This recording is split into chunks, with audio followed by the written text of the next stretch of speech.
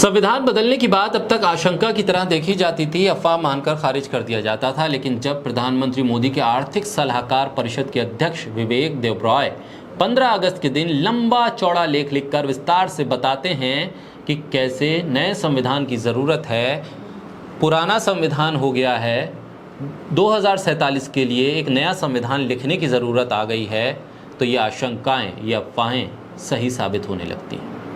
तो क्या मान लिया जाए कि विवेक देबरॉय ने जो कुछ लिखा है वो बिना कैबिनेट की नज़र से गुजरे लिख दिया गया है? प्रधानमंत्री को इसके बारे में खबर नहीं थी, और जब ये आर्टिकल आ गया 15 तारीख को, उसके बाद से क्या विवेक देबरॉय से कोई सवाल जवाब हुए हैं?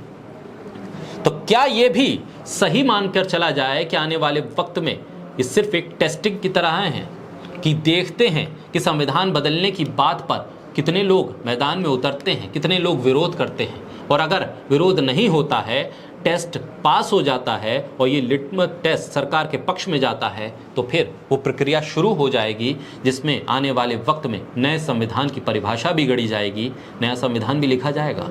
आशंकाएं और अफवाहें ये कहकर इन बातों को खारिज इसलिए नहीं किया जा सकता क्योंकि अब ये एक लिखित तौर पर, दस्तावेज के तौर पर मौजूद है कि प्रधानमंत्री के आर्थिक सलाहकार परिषद के अध्यक्ष कह रहे हैं कि 2047 के लिए एक नया संविधान की जरूरत है। बोलता हिंदुस्तान पर मैं हूं आपके साथ मिर्जा शाकिर अली। विवेक देबरॉय ने अपने लेख में उन आशंकाओं और अफवाहों को सही साबित कर दिया जिसमें यह कहा जा रहा था कि संविधान बदला जाएगा।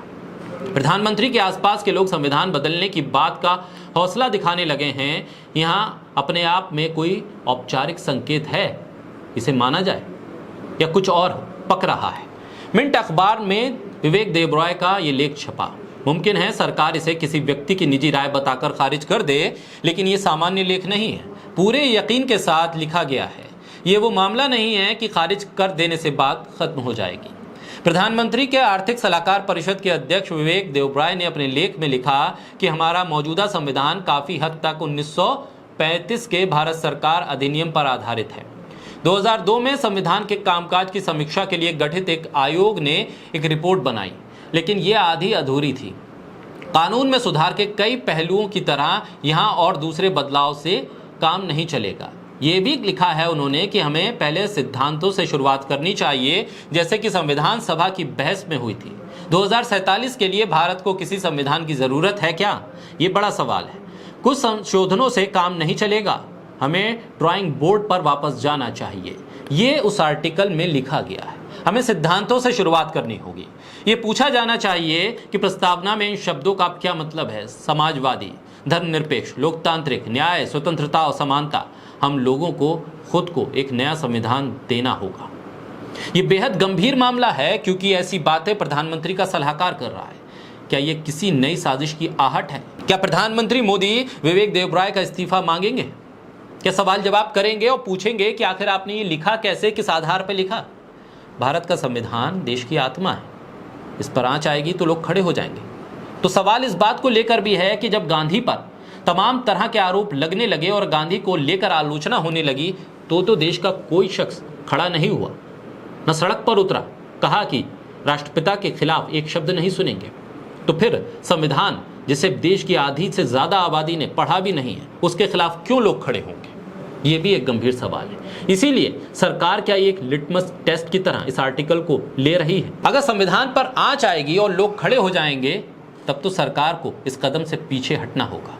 प्रधानमंत्री मोदी पर यह विपक्ष आरोप लगाता रहा है कि प्रधानमंत्री संविधान की आत्मा और जितने भी संस्थान हैं उनको नष्ट कर रहे हैं, संविधान पर हमला कर रहे हैं। तो ऐसे में प्रधानमंत्री के आर्थिक सलाहकार का यह आर्टिकल क्या सीधे तौर पर संविधान पर हमला नहीं है?